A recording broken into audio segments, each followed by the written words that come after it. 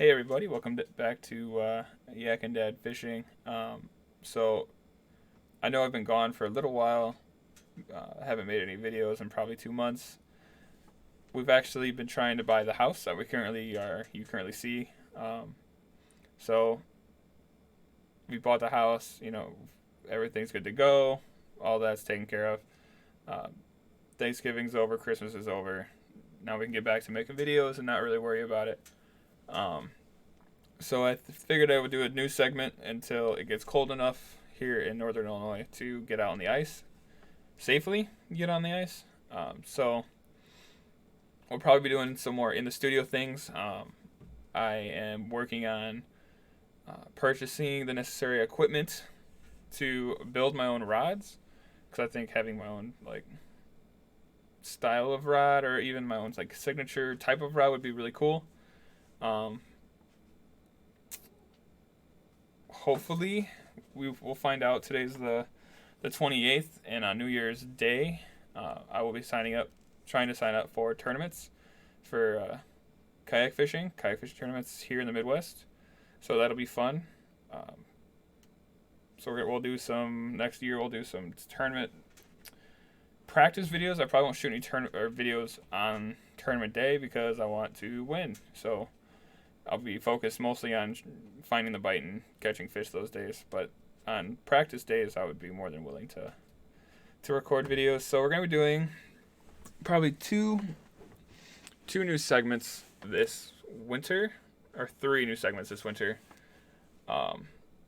If the ice is safe enough, I'll go out and we'll try and catch some bluegill and bass and things like that on the ice. We're going to do kind of like my tackle, what I bring out on the kayak, what I fit in my crate, how I modify my crate, things like that. So we'll probably start with some of the boxes and then go to the crate. Then we'll go to my PFD and we'll go to my paddle, things like that. We'll just do a series of videos of what I found was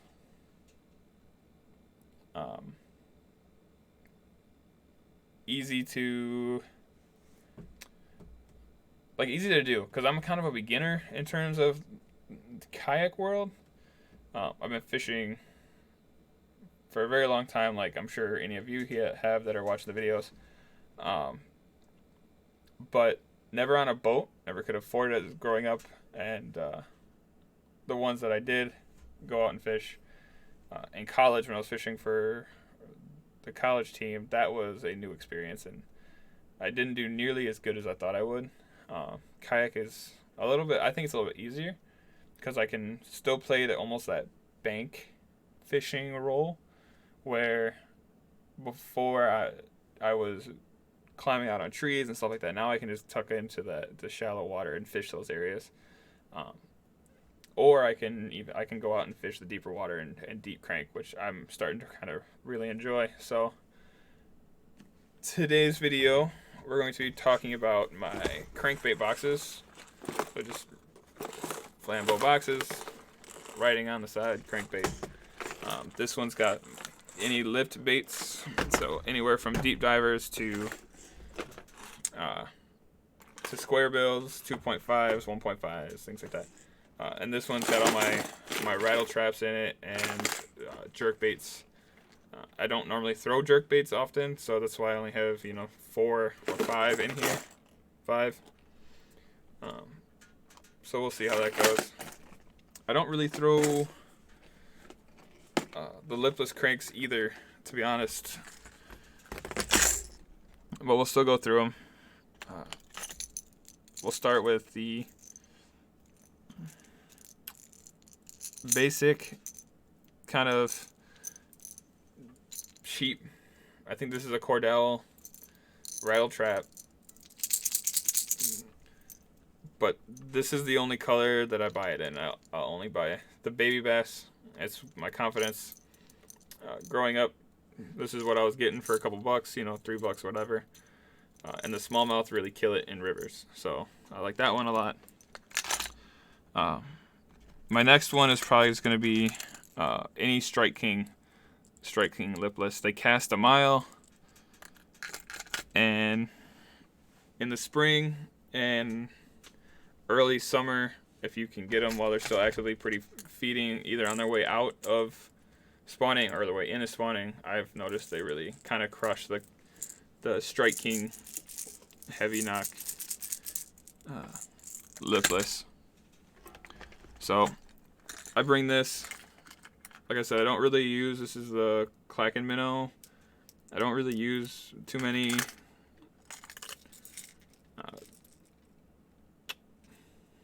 brain fart. Jerk baits, thank you. Brain. Jerk baits.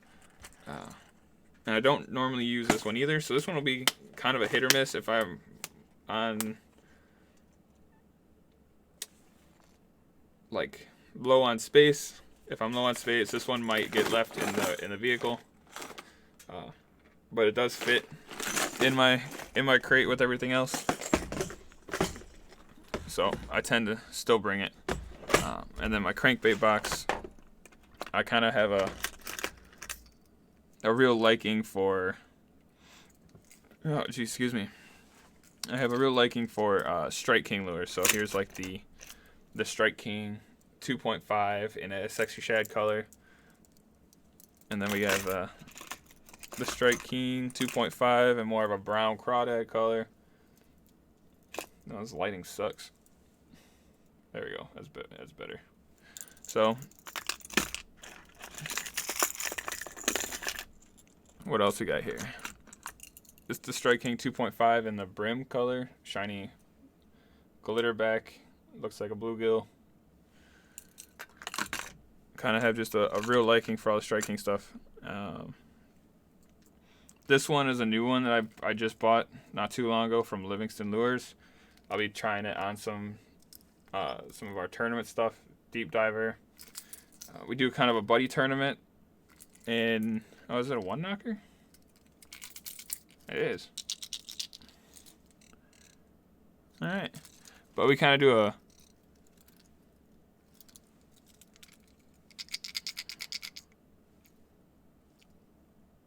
I didn't know it did that.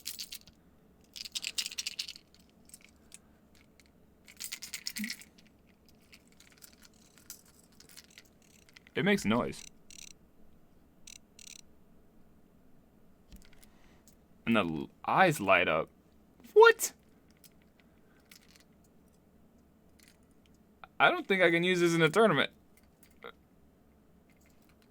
I thought lights were like something not allowed in baits.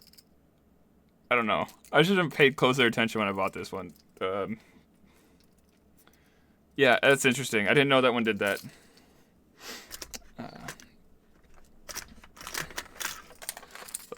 I'm starting to get into. Wow, that was fun. I didn't know that bait at all did that. That was a complete surprise that you guys saw firsthand. All right, well, I'm starting to get into a lot of the 6th lures. I plan on doing like a subscription base with them. This is one of their, I think it's like a mid-depth diver. It's like 8 to 12 or 10 to 12 or something similar to that. If you notice with a lot of my baits, the colors are pretty much the same. I found a confidence bait like color, so I can kind of limit the amount that I have with me, and also maximize the space. So almost a lot of my baits are either bluegill colors, or they're the sexy shad or just minnow kind of colors. Those are the two that I'll throw pretty much exclusively all year long. Put these back. Yeah, I don't even have another color in here, except for this one chartreuse bait that I got out of a mystery tackle box. So that's the one off color, and honestly, it's not terrible to have one bait that's just different. If you can't get a bite on your go-tos, just having something that's a little different for them to look at. Alright guys, so this is probably going to be the end of the video. We have our crankbait boxes and stuff like that, so we're going to continue on with with the other boxes in in the future. The next couple of videos are going to be different kinds of boxes, and then once we finish with the tackle I keep in on the kayak, we'll switch over to a few more of the accessories. So make sure you like, comment, and subscribe, and I'll see you guys next time for the next In the Studio video.